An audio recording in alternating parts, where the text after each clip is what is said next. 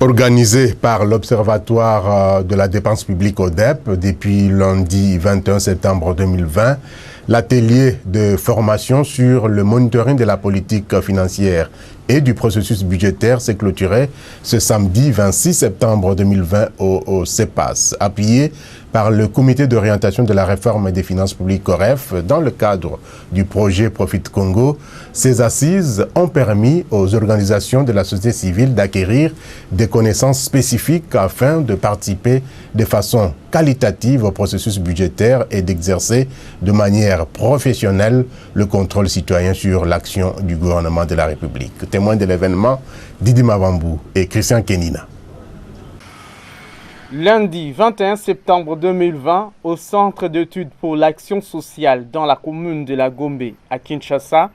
l'assistant technique du comité d'orientation de la réforme des finances publiques COREF, au nom du coordonnateur, lance l'atelier de formation sur le monitoring de la politique financière et du processus budgétaire en RDC.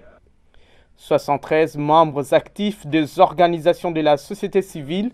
en 6 jours pour apprendre et se familiariser avec les notions relatives à l'élaboration, l'exécution et le suivi de la gestion du budget, tant au niveau national qu'aux entités territoriales décentralisées. Organisé par l'Observatoire de la dépense publique ODEP, en collaboration avec le COREF, grâce à l'appui du projet Profit Congo, financé par la Banque mondiale, la coopération britannique et la coopération belge, cet atelier de formation vise à outiller lourdement les membres de la société civile des connaissances spécifiques devant leur permettre d'exercer la participation citoyenne et le contrôle citoyen de l'action du gouvernement de manière qualitative et professionnelle. Donc notre objectif, c'est de doter le pays d'acteurs de la société civile bien formés, bien informés, qui soient capables de parler le même langage que l'autorité. Après ce jour de formation animé par 13 formateurs de haut niveau, le coordonnateur du COREF, Godefroy Misenga Milabio, clôture cet atelier de formation au profit de la société civile en saluant la tenue de ces assises qui ont concouru au renforcement de la démocratie participative et du contrôle citoyen. Je suis content que nous ayons réuni ces groupes qui désormais constitueront un vivier, un groupe qui va propager aussi, continuer à renforcer ceux des autres, les capacités des autres acteurs, afin que nous ayons une société civile qui joue pleinement son rôle du contrôle citoyen, parce que les finances publiques, c'est un patrimoine commun. Ces acteurs de la société civile se voient maintenant en mesure de débattre avec les autorités sur des questions cruciales qui touchent directement la population, notamment dans les secteurs pro-pauvres, à l'instar de la santé publique, de l'éducation et de l'agriculture. Nous sommes tellement fiers parce que nous sommes capacités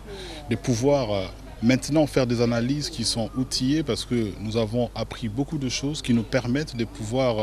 améliorer notre façon de faire et de pouvoir faire des recommandations et un plaidoyer beaucoup plus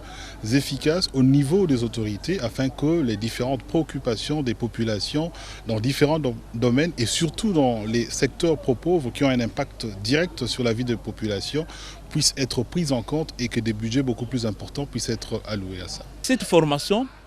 nous a permis de savoir que le budget,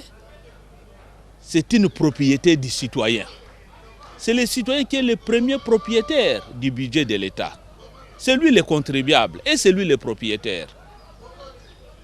Et cette formation nous permet à mener notre plaidoyer pour la loi financière, par exemple, de 2021. Pour que le budget qui sera voté pour l'année 2021 tienne compte des différentes catégories de vulnérables.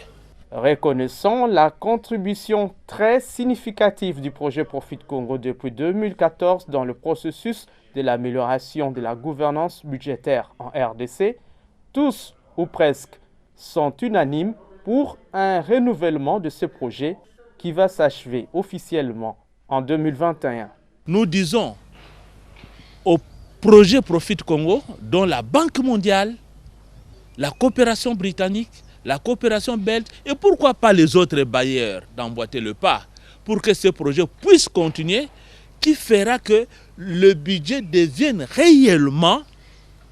une propriété du citoyen. Alors si Profit Congo peut encore continuer avec l'appui de la Banque mondiale pour nous aider à être armés, à être formés, pour que nous puissions sortir notre pays du gouffre où il est plongé du point de vue éducation, gouvernance, nous lui serons vraiment gré. Grâce à l'appui du projet Profit Congo sous la coordination du COREF, la RDC est classée à la première place en Afrique centrale en termes de participation citoyenne au processus budgétaire, d'où la nécessité de pérenniser les acquis de ces partenariats qui va dans le sens de rechercher le bien-être de la population congolaise.